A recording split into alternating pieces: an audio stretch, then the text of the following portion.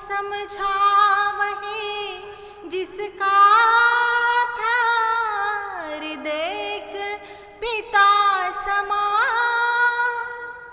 लड़कर विषम रूढ़ियों से सवरना हमें चाहा, जिद से हक हमको दिलाया तुमने हो बाबा साहिब, तुमने हो बाबा साहिब। हाल ही में कामठी महिला संघ द्वारा कामठी के जयस्तंभ चौक पर अंतर्राष्ट्रीय महिला दिवस का आयोजन किया गया। महिलाओं के सशक्तिकरण की दिशा में आयोजित इस महिला सम्मेलन में कामठी तथा आसपास के क्षेत्र की कई महिलाएं सम्मिलित हुई। महिला सम्मेलन का आगाज भारत रत्न बाबा साहेब डॉक्टर अम्बेडकर की प्रतिमा को माल्यार्पण कर किया गया। अतिथियों ने मंच पर महाप्रजापति गौतमी, राजमाता माँ जिजाऊ, माता फातिमा, क्रांति ज्योति सावित्रीबाई फूले, माता रमाई अम्बेडकर की प्रतिमाओं पर माल्यार्पण किया और दीप प्रज्वलन किया। अत्यंत गरिमामय वातावरण में संपन्न हुए इस कार्यक्रम में अतिथियों का पारंपरिक स्वागत हुआ।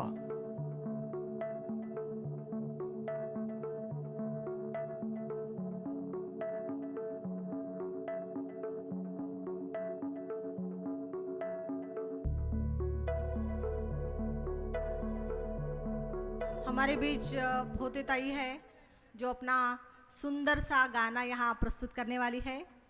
करणीचा गंधरुण उबंध आठवता मन गहिवरते, घेऊनी जान झिजवूनी प्राण आदर्श जिचा तो ठरते, लाखामध्ये एक जाहली दिन दलिताची आई, धन्य ती माऊली रमाई, धन्य ती माऊली। स्वागत और आतिथ्य की बेला संपन्न होने पर कामठी महिला संघ ने महिला सम्मेलन के आयोजन की भूमिका रखी। महिलाओं का जीना आसान नहीं होता। अगर इस देश में कोई पैदा भीम ना होता, मनुवाद से गुलामी की बेड़िया में रोती रहती महिला, यूं सर उठाकर जीना आसान न होता। डीएम सीएम कोई महिला ना होती जो इस देश में मेरे बाबा साहेब का लिखा संविधान ना होता, मेरे बाबा साहब का लिखा संविधान ना होता। आप सभी को महिला दिवस के उपलक्ष्य में आप सभी को बहुत बहुत बधाई हो। इस प्रोग्राम में आप सभी महिलाएं तथा पुरुष वर्ग, बच्चे, आप सभी का इस प्रोग्राम में स्वागत है। कामठी महिला संघाच्या द्वारे महिला दिन साजरा करण्यात येत आहे। या कार्यक्रमाचे औचित्य साधून का बरं महिला संघाला अशी गरज वाटली कि त्यांनी हा महिला संघाचा या ठिकाणी महिला दिन साजरा करावा।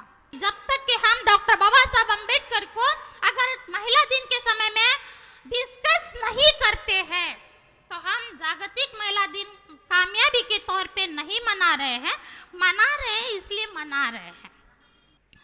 आज भी हमारे घर के अंदर में हमारी महिलाएं उत्पीड़ित हो रही है, बाहर समाज के अंदर में भी उसका उत्पीड़न हो रहा है और उसके गरिमा के साथ में खिलावट हो रही है। ये खिलावट हम नहीं होना चाहिए और हर अन्यायग्रस्त महिलाओं के साथ में हमने खड़े रहना चाहिए। स्वतंत्रता का सही आभास हमने लेना चाहिए। इस मकसद के साथ में कामठी महिला संघ कामठी का यह आयोजन किया गया। हर अन्याय के साथ में हमने खड़े रहना चाहिए। महिला सम्मेलन को संबोधित करते हुए समारोह की मुख्य वक्ता एडवोकेट लक्ष्मी यशवंत मालेवार ने कहा, आज 21वीं सदी में भारतीय नारी अपने घर मकान तक सीमित न रहते हुए हर क्षेत्र में अपना अस्तित्व दिखा रही है। फिर वो छोटा व्यवसाय हो या कॉरपोरेट ऑफिस की संचालिका, रास्ते के किनारे छोटी चाय की दुकान हो या भारत विदेशों में बड़े होटलों की मालकिन, गली में आशा वर्कर से लेकर भारतीय राजनीति में बड़े पदों पर आसीन होना, साइकिल से लेकर हवाई जहाज तक चलाने वाली व सीमा पर, अपनी भारतीय सीमा पर हमारे पुरुष सैनिक साथियों के साथ खुद भी सीमा सुरक्षा करना, यह सब कर्तव्य क्षेत्र में वह खुद को साबित कर रही है। क्या फिर भी हमें नारी स्वतंत्रता की बात करनी चाहिए? क्या फिर भी हमें नारी स्वतंत्र है तो कैसे और नहीं तो कैसे इस पर भाष्य करना चाहिए? मेरा जवाब है हाँ, क्योंकि हालांकि हम यहाँ किसी विशेष वर्ग की जाति की नारी के बारे में नहीं बल्कि समूची नारी जाति की बात कर रहे हैं, पर जब हम समाज में देखते हैं तो हमें नारी नारी में विभिन्नताएं नजर आती है। एक ऊंची वर्ग की नारी समाज में ऊंचा स्थान प्राप्त करती है, वही समान शिक्षित और क्षमता वाली अन्य वर्ग की नारी यहाँ वह स्थान प्राप्त नहीं कर पाती या उस स्तर पर नहीं पहुंच पाती। जब एक विशिष्ट वर्ग की महिला अपने विचार समाज के सामने निर्भीकता से रखती है तो उसे प्रताड़ित किया जाता है, और वही उच्च वर्ग की महिला को उसी बात को रखने पर सम्मानित किया जाता है। तो नारी स्वतंत्रता यह नारी पुरुष भेदभाव को नहीं बल्कि समाज में ऊंच नीच, गरीब श्रीमंत, जाति भेद, धर्म भेद इस वर्गवारी को दर्शाता है, और यह भेदभाव बहुत घातक है। इससे विशिष्ट वर्गवारी की ही सक्षम महिलाओं को उनकी उड़ान भरने में असमर्थ करना, उनको ऊंचे पदे हासिल करने में लगने वाला समय तथा कभी कभी जान माल को नुकसान पहुंचाने वाली चुनौतियों का सामना करना पड़ता है। हमें सिर्फ अधिकारों की बात न करते हुए अपने कर्तव्यों की पहचान करनी होगी। तो मुझे नहीं लगता जो द्वंद्व आज के विषय में प्रश्नार्थक रूप में पूछा गया है उस पे अपनी राय रखने की बात भविष्य में की जाएगी। नारी जैसा नारी के प्रति बिना किसी भेदभाव का व्यवहार करना आज के भारत की लोकशाही को सही मायने में सक्षम बनाएगा। इस अवसर पर महिलाओं की वास्तविक स्थिति और सशक्तिकरण की महत्ता पर बात करते हुए मुख्य अतिथि आसिफा अंजुम ने कहा, हम आज़ादी का नारा दे कुछ भी दे, अगर मर्द बहुत सारे मतलब वो कर्म कर ले तो उसको फिर भी उसकी शादी हो जाती है, लेकिन अगर लड़की की से अगर ज़रा सी भी गलती हुई तो क्या होता है, समाज उसको स्वीकारता नहीं है। तो मैं ज़्यादा कुछ नहीं बोलते हुए बस इतना कहूँगी कि हम लोग जो है एक अच्छे परिवार को प्रेजेंट करें अपने समाज में। एक अच्छा परिवार ही मजबूत समाज का निर्माण होता है। और मैं आज की महिलाओं के लिए जो मैं एक शेर कहना चाहूँगी कि जो लड़की अपने यहाँ की जो महिलाएं हैं, जो ये महिलाएं हैं, तो इन लोगों ने भीड़ का हिस्सा नहीं है। आप लोग भीड़ का अगर हिस्सा रहती तो यहाँ मौजूद बहुत सारी औरतें, तो कई लोगों में आप ये दावत गई होंगी, बुलाए होंगे, लेकिन कुछ लोग आए। तो ये कैसा है कि आप लोग मैं महिलाओं को ये भी कहती हूँ, आप भीड़ का एक हिस्सा न बने और अपने आप को चुनिंदा, अपनी पहचान को बनाएं और आगे बढ़े। जैसे कि तरक्कियों की दौर में उसी का जोर चल गया, बना के अपना रास्ता जो भीड़ से निकल गया। तो मैं कुछ 2-3 अशार के साथ में अपनी बात ख़त्म करना चाहूँगी कि इज़्ज़त माब हूँ न मैं आली जनाब हूँ, इज़्ज़त माब हूँ न मैं आली जनाब हूँ, है रश्क मुझको मैं कि तेरा इंतखाब हूँ, और मैं माहताब ना किसी शायर का ख्वाब हूँ, मैं माहताब ना किसी शायर का ख्वाब हूँ। गर तू है एक सवाल मैं उसका जवाब हूँ, गर तू है एक सवाल मैं उसका जवाब हूँ। और तफसील की गई मेरी किस किस खिताब से, जीनत हूँ मैं कहीं कहीं खाना खराब हूँ। महिला सम्मेलन की अध्यक्षता कर रही शिलाताई मेश्राम ने अपने अध्यक्षीय भाषण में कहा, अंतर्राष्ट्रीय महिला दिन की शुरुआत एक आंदोलन के रूप में 113 साल पहले 1908 में अमेरिका के न्यूयॉर्क शहर से होती है। 15,000 महिलाओं ने मार्च निकालकर नौकरी में कम घंटे काम, बेहतर वेतन और वोटिंग का अधिकार की मांग की। सभी को ये हक मिल गए, लेकिन हम भारत की महिलाएं सड़क पर उतर कर आई क्या? नहीं आई, क्योंकि हमको ये सारे हक डॉक्टर BR अम्बेडकर ने हमें स्त्रियों को दिया है। हम कितने भाग्यशाली है। देखो, यानी हमें सड़क पर आना नहीं पड़ा, हमें उनके कारण ये सब मिला। लेकिन भारतीय महिलाओं को बिना मांगे हुए संविधान के रूप में हमें ये सब कुछ मिल गया है। महिलाओं के हौसले बुलंद करने और समाज में फैले असमानता को दूर करने के लिए महिला दिवस मनाया जाता है। हमारे हौसले जो दबे हैं वो बुलंद करो। जब तक हम घर के बाहर निकलकर कुछ वर्क करेंगे तभी तो हम कुछ कर पाएंगे। हम अगर घर में ही बैठे रहेंगे तो कुछ नहीं कर सकते, हमें बाहर निकलना पड़ेगा। हमें जाना है तो अपने मन को सोचो कि नहीं मुझे करना है। जल्दी उठो 5 बजे, फटाफट अपने काम करो और जो तुम्हारे मन में जो सोचे हैं कि मुझे करना है, हम जाकर वो काम कर सकते हैं। महिला सशक्तिकरण, महिला शक्ति को प्रणाम करने और गौरव गान करने मात्र समता का लक्ष्य इक्वलिटी प्राप्त नहीं की जा सकती। हर क्षेत्र में कदम बढ़ाना जरूरी है। ऐसा समाज बने जिसमें विषमता, ऊंच नीच आधार पर किसी की योग्यता, पात्रता, ज्ञान और अवसर की दावेदारी की अनदेखी न हो। लेकिन ऐसा होता है क्या? महिला सशक्तिकरण होना अनिवार्य है। इसका अर्थ है कि शारीरिक, मानसिक, आर्थिक और सामाजिक मजबूत होना। कानूनी हकों की रक्षा के लिए 1990 से संसद में एक अधिनियम द्वारा राष्ट्रीय महिला आयोग की स्थापना की। 50 से ज़्यादा कानून बनाए, लेकिन हमारे पास अवेयरनेस, जागरूकता नहीं है। आपके पास 8% ऊर्जा है, सभी महिलाओं के पास पुरुष से ज़्यादा 8% ऊर्जा है, पुरुष वर्ग से बहुत ज़्यादा है। इसकी शक्ति, इतनी शक्ति महिलाओं में है। कामठी महिला संघ के इस महिला सम्मेलन में सहभागी महिलाओं ने गीतों के जरिए भी अपने आप को व्यक्त किया।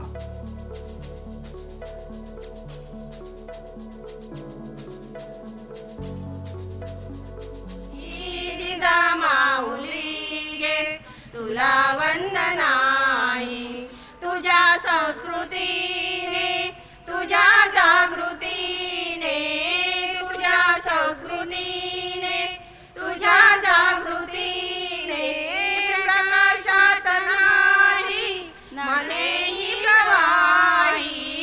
जिजा माऊली गे तुला वंदनाही, जिजा माऊली गे तुला वंदनाही। तुला वंदिताना सुखी अंग अंग, तुला वंदिताना सुखी अंग अंग। खरा धर्माता शिवाचाच पायी। जिजा माऊली गे तुला वंदनाही। हमको प्यार की बस्तियाँ बसानी है, प्यार की बस्तियाँ बसानी है। दूर रहना कोई कमाल नहीं, पास आओ तो कोई बात बने। सर झुकाने से कुछ नहीं होता, सर उठाओ तो कोई बात बने, तो कोई बात बने।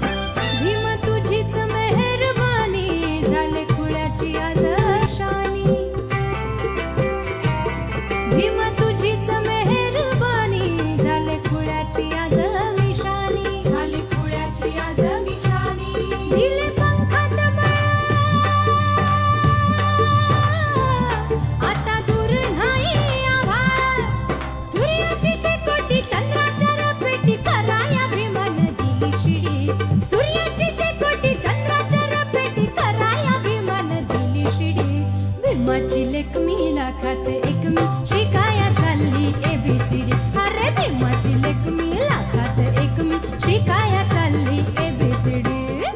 कामठी में आयोजित इस महिला सम्मेलन में विभिन्न महिला संगठनों के उन महिला कार्यकर्ताओं का स्मृति चिन्ह देकर सम्मान भी किया गया जिनका महिला सशक्तिकरण की दिशा में योगदान आता है।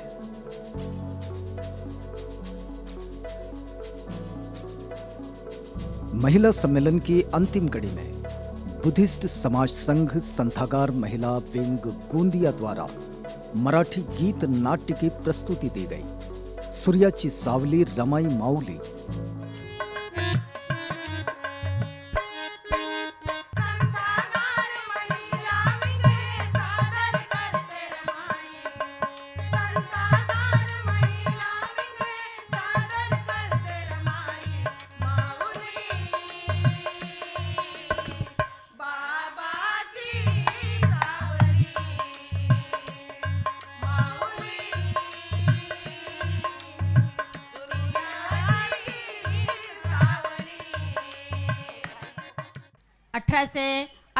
चा काळ होता।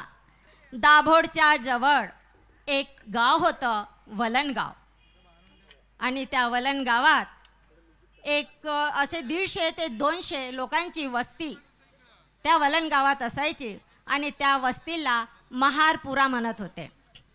त्या वस्तीतले लोक अत्यंत गरीब होते। त्यांचे काम होतं की शेतावावरामध्ये काम करायचे, रोज मजुरी करायचे आणि आपलं घर प्रपंच ते चालवित असत। त्याचमध्ये एक घर होतं एका माणसाचं, त्याचं नाव होतं भिक्खू धोत्रे। तो समुद्रातील माशाच्या टोपले धरून तो मार्केटच्या बाजारापर्यंत तो जात असे, हे त्याचं काम होतं। तो थोडासा शिकला होता कारण त्याचे भाऊ आणि मेहुणा हे मुंबईला राहत असत, म्हणून तो थोडा इतर लोकांपेक्षा शहाणा होता। त्याची एक पत्नी होती, तिचं नाव होतं रखमाबाई आणि त्यांना एक मुलगी होती, त्या मुलीचं नाव होतं अक्का। त्या मुलीचं नाव अक्का होतं आणि जी रखमाबाई होती ती पण भिक्खू धोत्रेला म्हणजे आपल्या पतीला घर प्रपंच चालविण्यासाठी मदत करायची। गोवऱ्या वगैरे छापून त्याला विकून घर प्रपंच चालवण्यात ती त्यांची मदत करायची। अक्का झाली होती आता 2-2.5 वर्षाची आणि रखमाला चाहूल लागली दुसऱ्या बाळाची। ती गरोदर होती। तिला खूप आनंद झाला। तिने भिक्खू धोत्रेला सांगितलं की आता आपल्याला मुलगा झाला पाहिजे, कारण मुलाची आस आधी होती आताही आहे। पहिली मुलगी होती, आता मुलगा झाला पाहिजे। दिवसेंदिवस चालले गेले, 9 महिने कधी झाले संपले नाही आणि एक तो दिवस उगवला। पहाटे पहाटे रखमाईला प्रसूती वेदना सुरू झाल्या आणि भिक्खू धोत्रे धावत जाऊन सुईणबाईला घेऊन आला आणि सुईणबाई आणि रखमा ही घरात गेली आणि जो भिक्खू धोत्रे होता तो आपल्या घराच्या अंगणात आपल्या डोक्यावर हात ठेवून बसला। कधी दाराकडे पाहते तर कधी घराकडे पाहते, काय होताय काय नाही मोठ्या चिंतेत डुबलेला आहे। तर आपण सर्व मिळून त्या भिक्खू धोत्रेच्या घरी भेट देऊया ह्या प्रसंगामध्ये। अरे भिक्खू, तिकडे का बसलाय? इकडे ये की, बघ तुझ्या घरच्या लक्ष्मीला। हो हो, मुलगी झाली हो टमा काकू, पण माझी रखमा कशी आहे हो? हे घे तुझ्या घरच्या लक्ष्मीला आणि सर्व शेजारनी जमल्या हो ठमा काकू, साखर वाटा, सर्वांचे घोटण करा। लय भाग्याची पोर आहे वाटा वाटा ग बाई वाटा, वाटा साखर पान वाटा, आल्या आल्या आनंदाच्या लाटा, बाई साखर पान वाटा। भिक्खू धोत्रे आणि रखमाला असं वाटत होतं की आम्हाला मुलगा होईल, परंतु मुलगी झाली आणि मुलगी झाली म्हणून थोडे ते नाराजही झाले। परंतु जसे त्यांनी आपल्या रूपसंपन्न कन्या बघितली, तिचं रूप पाहिलं, तितकी सुंदर होती, त्यांना असा भास आला की एका गरिबीच्या चिखलात कमळच उगवला की काय। आणि तिचं रूप पाहून मग ते दोघंही खूप आनंदित झाले आणि त्यानंतर त्यांनी तिचं नाव भागरता ठेवलं आणि रामीसुद्धा तिला म्हणू लागले। पाहता पाहता रामी ही थोडी मोठी होऊ लागली, गोड गोड बोबडे बोलू लागली, ठुमुक ठुमुक चालू लागली आणि पाहता पाहता ती 2 वर्षाची झाली. आणि त्यानंतर 2 वर्षाच्या झाल्यानंतर रखमाला तिसऱ्या बाळाची चाहूल लागली आणि त्यानंतरही तिला मुलगीच झाली. त्यावेळेस ती खूप नाराज होते आणि त्या मुलीचं नाव गौरव ठेवण्यात आलं. चौथ्या वेळेस ती गौरव सुद्धा 2 वर्षाची झाली आणि चौथ्या वेळेस मात्र रखमा गरोदर होती. तेव्हा तिला असं वाटलं की नाही रे बा, मला 3 मुली झाल्या, आता मला चौथा मुलगा पाहिजे. म्हणून त्या काळची जी पद्धत होती अंधश्रद्धेची, ती पद्धत जी तिने शंकर भगवानला नवस केला आणि मला मुलगाच झाला पाहिजे, मी नारळ देईन असं तसं म्हणून त्यावेळेस तिला मात्र मुलगा झाला. त्याचे नाव शंकर ठेवण्यात आले. आता ही अक्का आहे, ही 6-7 वर्षाची झाली. त्यावेळेस बालविवाह पद्धती होती आणि बालविवाह पद्धती असल्यामुळे भिक्खू धोत्रेने त्या 6 वर्षाच्या अक्का मुलीचं लग्न एका दाभोळकराशी लावून दिला. भिक्खू धोत्रेला निश्वास सोडला की आता माझ्या एका मुलीचं लग्न झालं, ती आपल्या सासरी गेली. आता उरली रमा, शंकर आणि गौरा. हे मोठ्या खुशीने आता त्यांचं घर चालत होतं.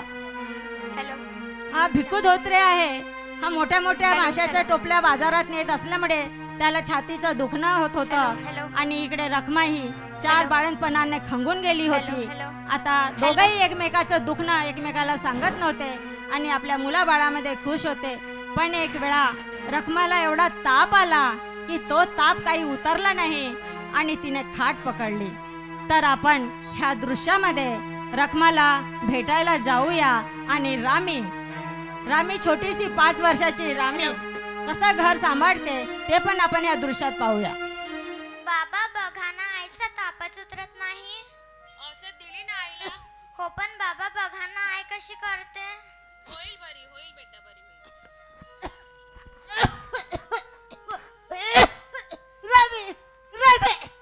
रामी आय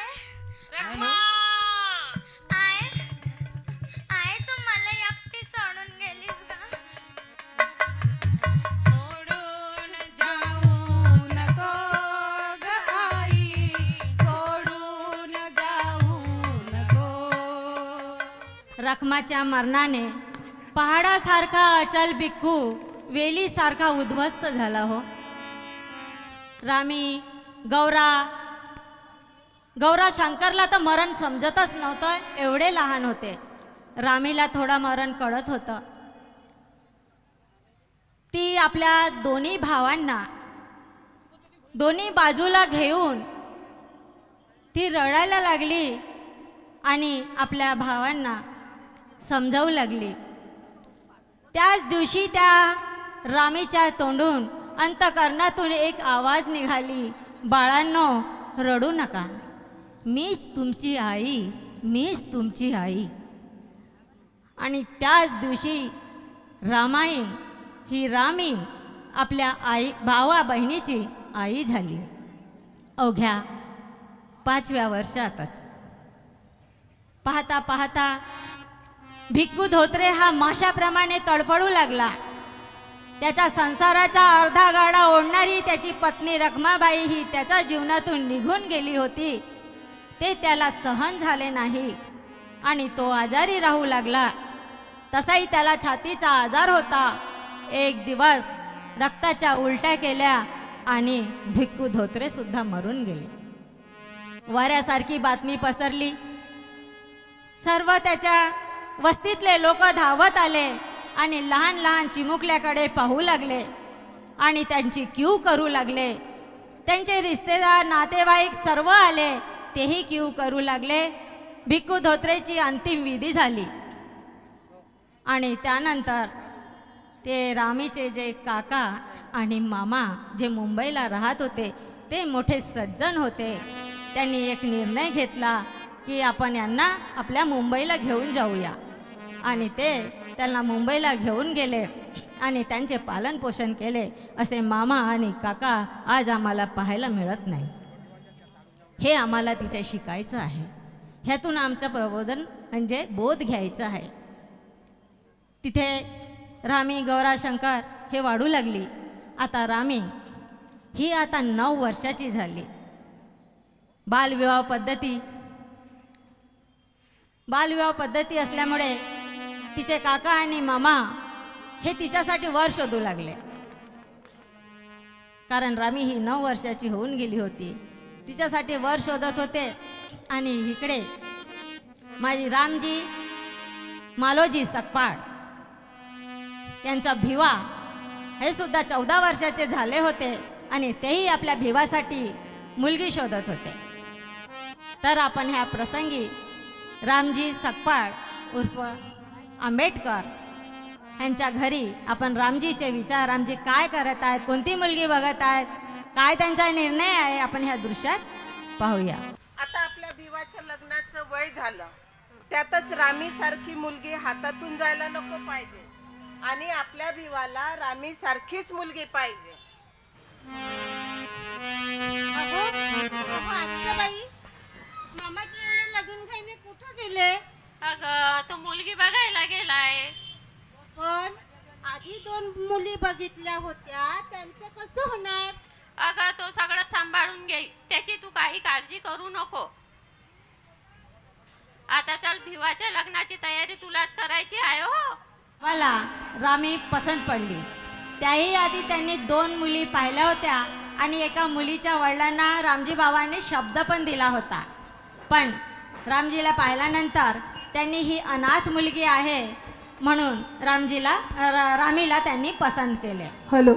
त्यावेळेस सर आपण एखाद्याला लग्नाचा शब्द दिला आणि जर तो मोडला तर त्यावेळेस पंचायत बसायची आणि त्याही वेळेस रामजी विरुद्ध पंचायत बसली आणि रामजी बाबाने त्यांना त्यावेळेस 5 रुपये दंडसुद्धा भरून दिला होता.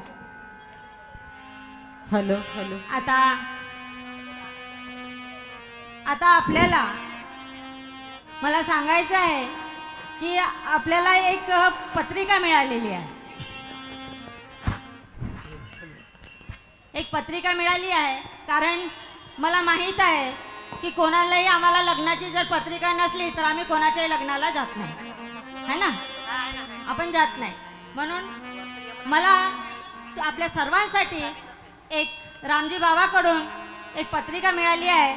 ती मी पत्रिका सामूहिक असल्यामुळे वाचून दाखवते. मग पत्रिका मिळाली हे समजून आपण लग्नाला जाऊया.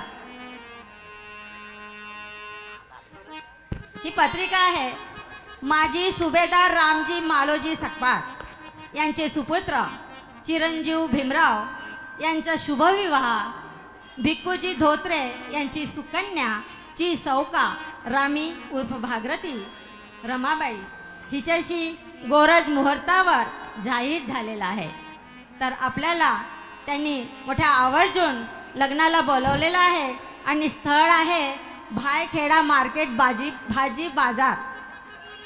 वेळ आहे सायंकाळी 5 वाजता आणि आपण सर्वांना तारीख आहे 4 एप्रिल 1906 आणि आपल्या सर्वांना लग्नाला जायचं आहे. तर आपण रामी आणि भिवाच्या लग्नाला जाऊया.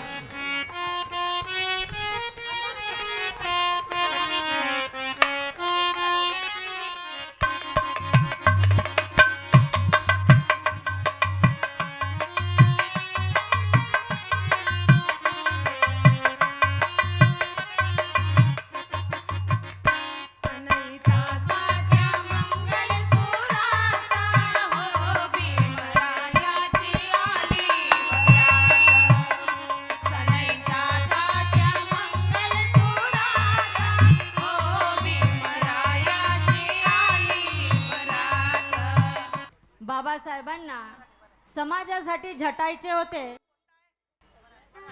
त्यांनी आपल्या मुलाचे 4 मुलाचे बळी दिले आणि असंख्य गंगाधर आज आपल्याला पाहायला मिळत आहे.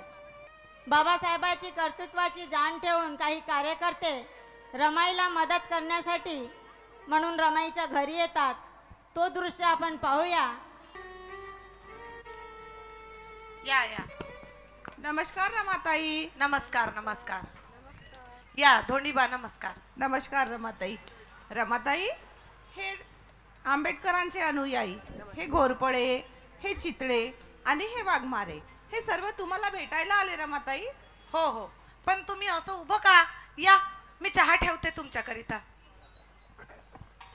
चहा प्यायला आलो नाहीत रमाताई आम्ही तुमच्याकडे.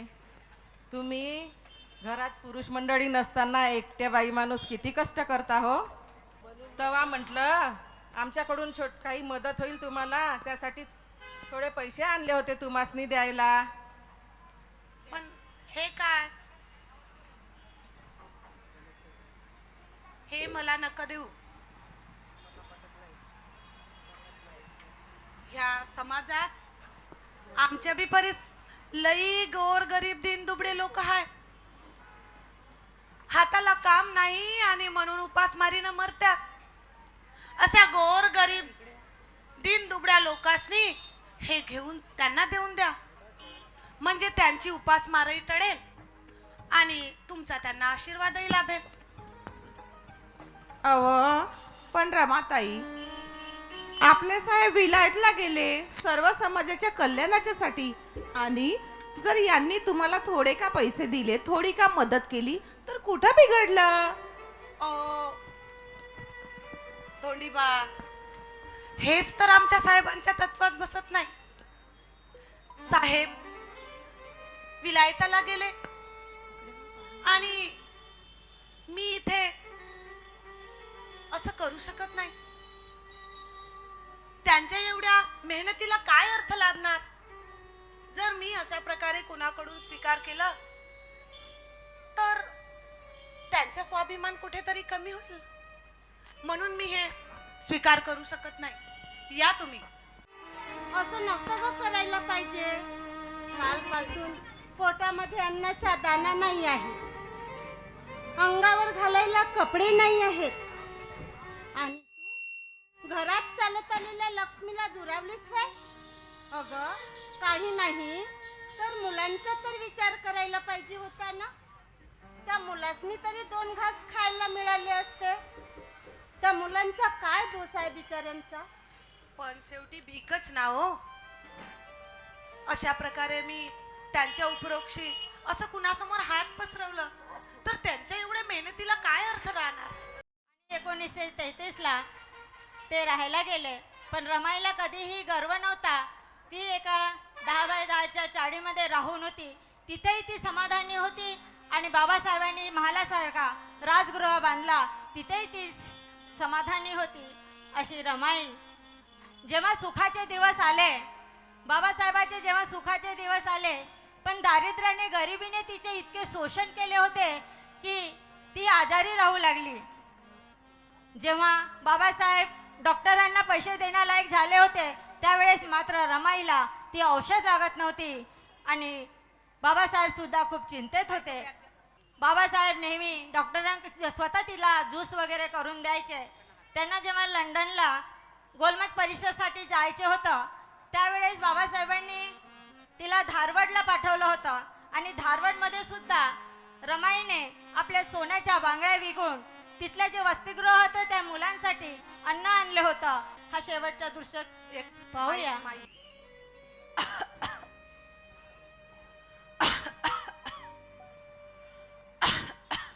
रामू, डॉक्टर साहेब बोलले तुला काहीही होणार नाही रामू. अहो, तुम्ही नगाव दुःख करू. तुम्ही माझे पती आहात. ह्या एका सुखातच माझे पूर्ण दुःख विरून जातात हो. रामू, मी तुला काहीही होऊ देणार नाही.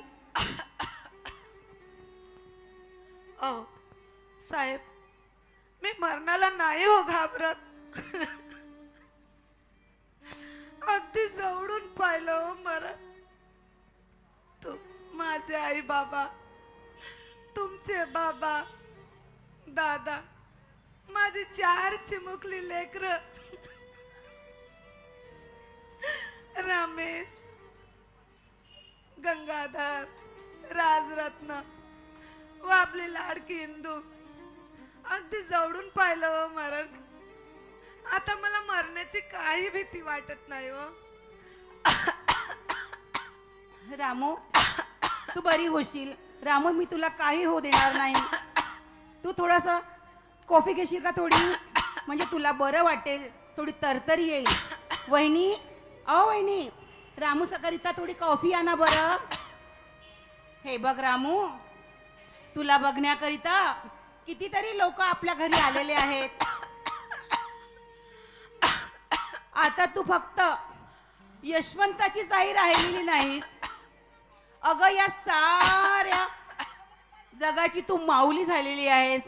त्यांच्याकरिता तरी तुला जगावं लागेल रामू.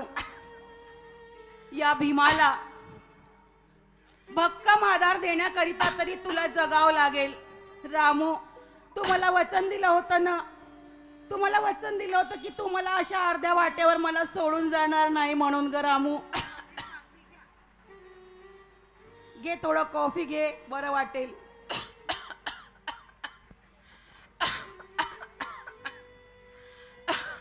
रामू, रामू तू बरी होशील. मला असंच मांडीवर पडून राहू द्या हो साहेब. खूप सुखावलं साहेब.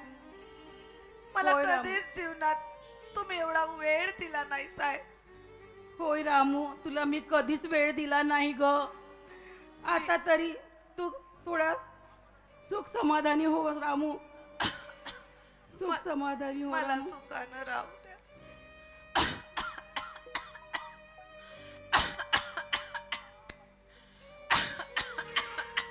रामू, रामू, रामू, रामू, रामू, रामू, रामू. हॅलो. रामू अशा, रामू अशा माझ्या या भीमाला सोडून जाऊ नको रामू. अशा या भीमाला सोडून जाऊ नको रामू. तुला कधीच मी तुझ्या केलेल्या काबड कष्टाचं कधीच मी तुला सुख दिलं नाही रामू. तुला मी कधी तुला कोणताही आधार दिला नाही. एका फाटक्या लुगड्यात तू संसार केला माझा.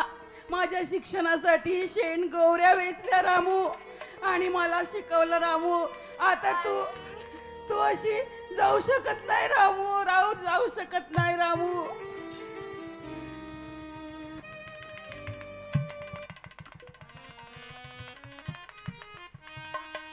पण रामू, तुझ्या या काबड कष्टाला मी व्यर्थ जाऊ देणार नाही. तुझ्या शरीरातून पडलेल्या एका एका घामाच्या थेंबाला, तुझ्या डोळ्यातील आसवांना मी असं व्यर्थ जाऊ देणार नाही ग रामू. मी तुला केलेले जेवढेही कार्य आहेत, तुझ्या मनातील जेवढे विचार आहेत ते मी पूर्ण करीन. माझ्या बाबांनी माझ्यावर जी जबाबदारी टाकलेली आहे ती पूर्ण करीन. आपल्या समाजाला अन्याय अत्याचारातून पासून मुक्त करीन. ही आज माझी तुझ्याकरिता भावपूर्ण श्रद्धांजली असेल ग. भावपूर्ण श्रद्धांजली असेल ग रामू. तू खरंच माझी सूर्याची या भीमराव रूपी भीमरावाची तू माऊली आहेस ग. आणि या सूर्याची सावली आहेस ग. आणि या साऱ्या जगाची तू माऊली आहेस ग रामू. साऱ्या जगाची तू माऊली आहेस ग रामू. तू माऊली आहेस ग रामू. तू माऊली आहेस ग रामू.